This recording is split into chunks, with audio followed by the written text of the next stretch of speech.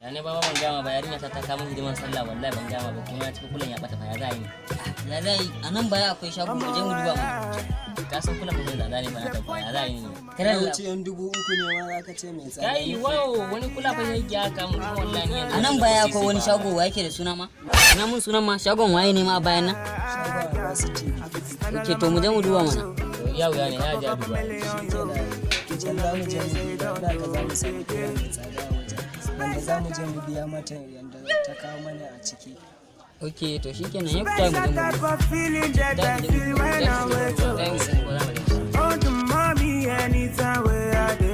Abba mu je mu duba.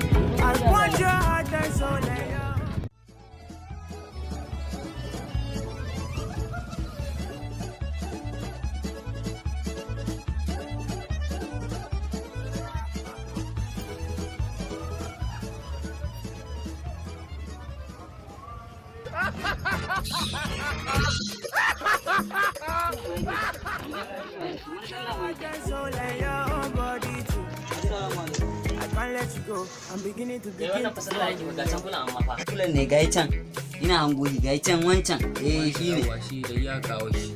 Na hango ta kula? Inda sallah ake kuma. Na nawa kuke so ne? Kai ba sallah kake bane? Kai ba sallah kake ba? Farilla ce ba.